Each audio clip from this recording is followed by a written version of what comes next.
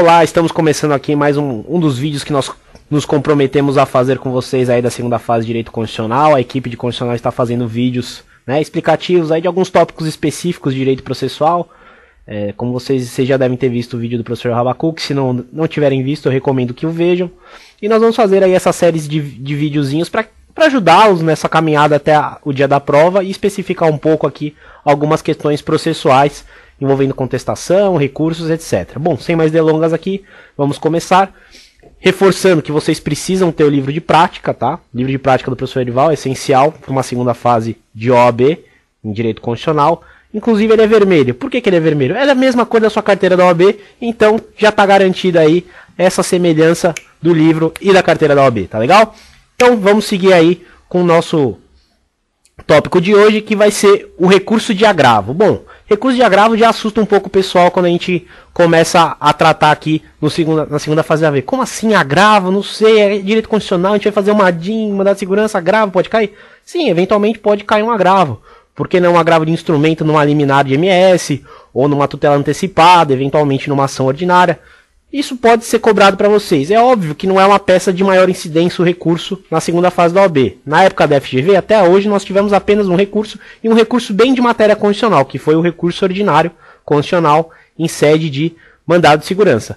Nas demais peças foram todos remédios constitucionais ou uma DIN, quer dizer, foram petições iniciais. O recurso de agravo está previsto lá no Código de Processo Civil. Que artigo do Código de Processo Civil? No artigo 496, inciso 3, a previsão ali do recurso especificamente, tá legal? E um dos recursos previstos no Código de Processo Civil é o agravo. A regulamentação do agravo está a partir do artigo 522 ao 529 do Código de Processo Civil, tá legal, pessoal? Então a regulamentação do agravo está a partir do artigo 522 até o artigo 529.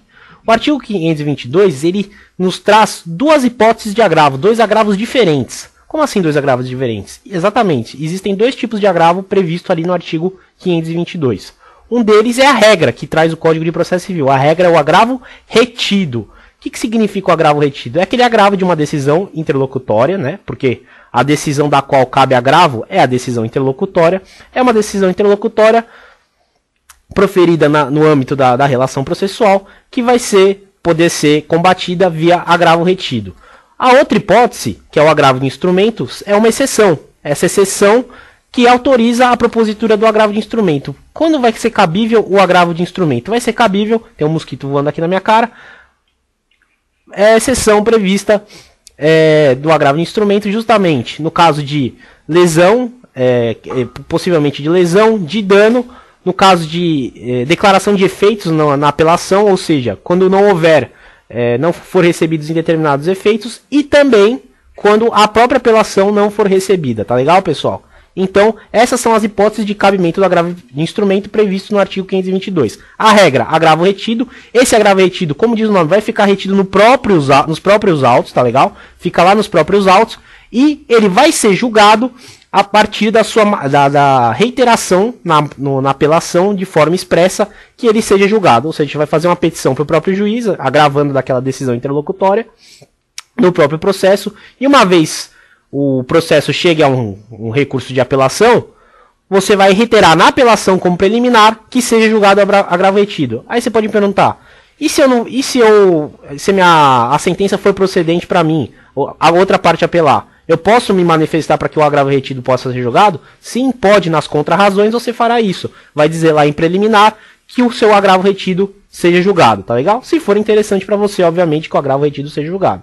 Mas, especificando aqui, esse é o agravo retido. O agravo de instrumento, por seu turno, já tem uma formatação um pouquinho diferente.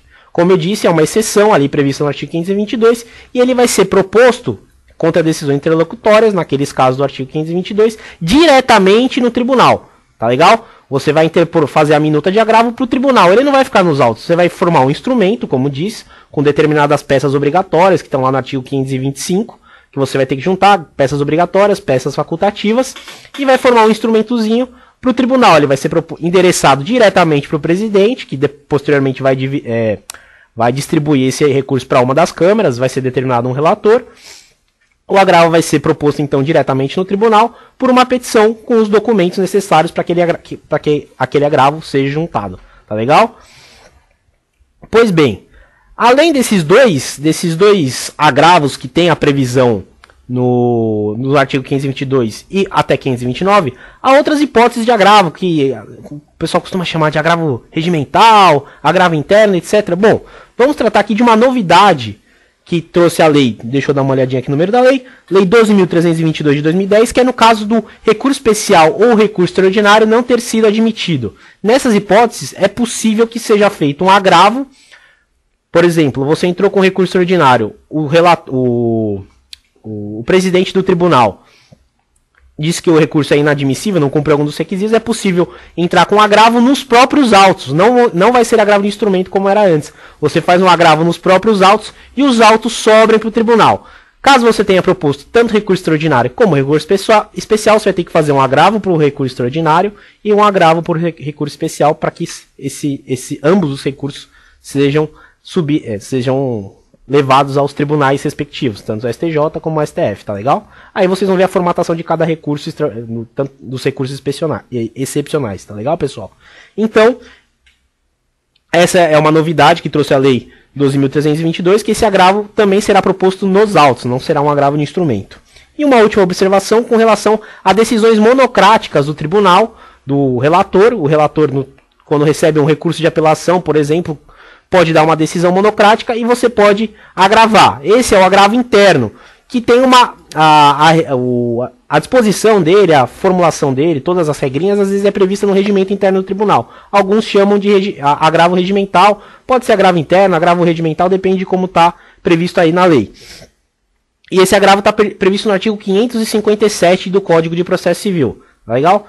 Mas a nossa área aqui, com certeza, se cair alguma coisa relacionada a agravo, pode envolver agravo retido, é um pouco mais complicado, e também o agravo de instrumento. Mas fiquem sabendo, tenham conhecimento de todas essas questões processuais, principalmente vejam um livro de processo civil, se vocês tiverem um pouco mais de dúvida, o livro de prática de constitucional do professor Erival, para tirarem essas dúvidas com relação ao agravo. Tá bem, pessoal?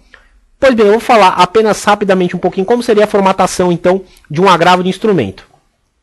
Vai ser endereçado para o tribunal, se for Tribunal de Justiça, excelentíssimo senhor, doutor, desembargador, presidente do Tribunal de Justiça do Estado respectivo. Se o exercício disser o Estado, você coloca o Estado. Se não disser, você deixa do Estado tracinho. Porque você não pode, como você bem sabe, criar nenhum tipo de dado. Então não crie dados no seu exercício. Só utilize aqueles que o exercício forneceu para você, para evitar qualquer tipo de identificação de peça, tá legal? Posteriormente, você vai passar pro preâmbulo da sua peça, tá legal?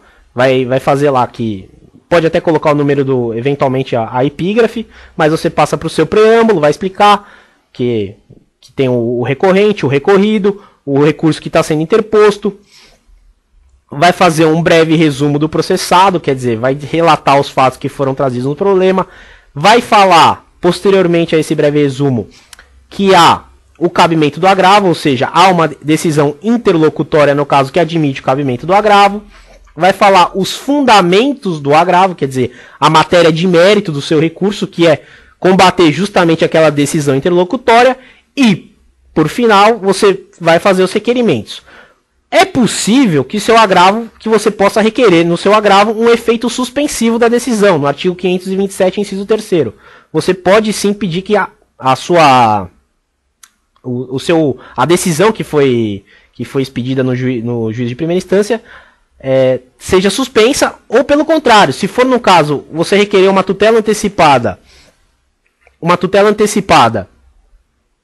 e essa tutela antecipada foi denegada, você pode requerer que seja conferido um efeito antecipatório da tutela, ou seja, você vai pedir que seja concedida aquela tutela antecipada no seu agravo de instrumento. Entrou com uma ação, tutela antecipada negada, agravo de instrumento com efeito antecipatório da tutela nos termos do artigo 523, inciso 3º. Ao final, você vai dizer, fazer os requerimentos, pedir que seja julgado, seja dado o efeito que você pediu, né, efeito suspensivo ou a antecipação de tutela, seja reformada ou anulada a decisão, conforme o caso, juntar as peças obrigatórias que estão previstas ali no artigo 525 e as facultativas, se houverem, e também falar que você propôs no No seu agravo você pode mencionar a regrinha do artigo 526, inciso 3º, salvo engano, que fala que o agravo foi proposto na primeira instância, você tem que informar que o agravo no instrumento foi proposto. Então você pode fazer referência que essa previsão vai ser cumprida, tá legal? Além disso, você vai fazer também menção no preâmbulo, você pode fazer menção à tempestividade do recurso e nos requerimentos, não se esquecendo do preparo. Lembre-se, se não for caso de justiça gratuita, você tem que fazer referência ao preparo. Se for caso de justiça gratuita, essa informação vai estar no problema para você. Apenas para finalizar aqui, eu vou mostrar as páginas para vocês. Primeiro do modelinho, como ficaria um agravo no instrumento, tá na página 379 aqui, o agravo no instrumento, tá legal? Página 379, para vocês darem uma olhada. 379 tem o agravo no instrumento. E a parte teórica do agravo tá na página 226. Página 226 tá a parte do agravo, tá legal? Então, vocês analisem bem aí esse recurso um pouquinho chato, vão ter aula durante o curso, com mais tempo, etc. A gente, inclusive, vai trabalhar um agravo com vocês nos plantões de dúvida. Mas aí, uma informação para, se você quiser já se adiantar, poder estudar um pouco esse recurso de agravo. Tá bem, pessoal? Um forte abraço a todos, espero que tenha adiantado alguma coisa esse vídeo para vocês.